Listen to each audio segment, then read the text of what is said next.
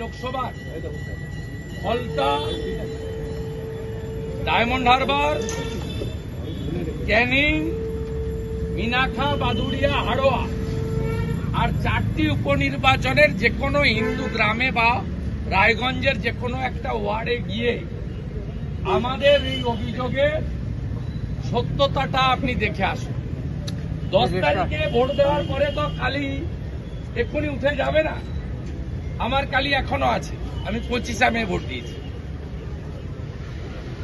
আমি রাজ্যপাল মহোদয়কে দ্বিতীয় বলেছি, আপনার কাছে আসছি, আপনি পড়া বলছেন, আপনি এমনকি রিপোর্ট চাইছেন। এই মুখ্যমন্ত্রীর এত উদ্ধত্ত, রিপোর্ট পর্যন্ত পাঠায় না। আমি একটা আরটিআইও করেছি, আরটিআইয়ের উত্তর দেওয়ার পরে লিগ্যাল স্টেপ নেব।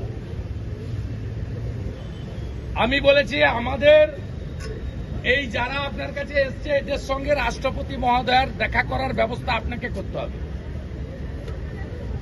শ্রীমতী দ্রৌপদী মুর্মু মহোদয়া সংবিধানের প্রধান, মমতা তার 14 গোষ্ঠী আমাদের ভোট দেয়নি। ভোটদানের অধিকার দিয়েছে বাবা সাহেব আম্বেদকর। আমরা রাষ্ট্রপতি ভবনে এই যাদের ভোট দিতে দেয়নি তাদেরকে নিয়ে রাষ্ট্রপতি মহোদয়কে বলতে চাই, you are the constitutional head of our country. আপনি দেখুন পশ্চিমবঙ্গে কি চলছে। এই প্র্যাকটিস যদি বন্ধ না করেন, সব নির্বাচনে একই জিনিস করবে।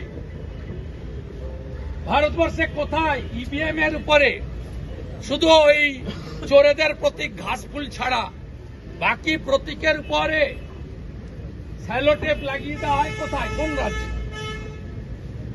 কোন রাজ্যে তৃণমূলের প্রতীকে সেন্ট ডালা হয়, আতর বলা হয় ওখানে টিপে বাইরে আঙুলটা শুকিয়ে নিয়ে আসবেন? কোন রাজ্যে? ইসিআইর কাছে আমি নিজে আজকে মেল করছি, টাইম চাই। 5 জন ভোট দিতে পারেনি এমন লোককে নিয়ে আমি ইলেকশন কমিশন অফ ইন্ডিয়ার কাছে যাব তাদের দেওয়া টাইমে, যদি ইফ দে অ্যালাউ। নেক্সট উইকে আমি বলেছি 22-এ আমার সিএসসি কর্মসূচি আছে, আজকে অব্দি পারমিশন দেয়নি। তমগ্ন কালকে কোর্টে যাবে পারমিশনের জন্য, কোর্ট যদি গ্র্যান্ট করে হবে। আমি 22-এর পরে ইসিআই জবে বলবে সেদিনই আমি যারা ভোট দিতে বঞ্চিত হয়েছে, অন্তত বলেছি 5 জন, আমি ইসিআই কে বলতে চাই নর্মস বদলে দেন। আপনার ওয়েব কাস্টিং এর যে অ্যাক্সেস সব প্রার্থীদের দিতে হবে। আপনার কাউন্টিং এ যে কাউন্টিং থেকে লাইভ করতে হবে। সিআরপিএফ কে এপিক কার্ড দেখার অধিকার দিতে হবে।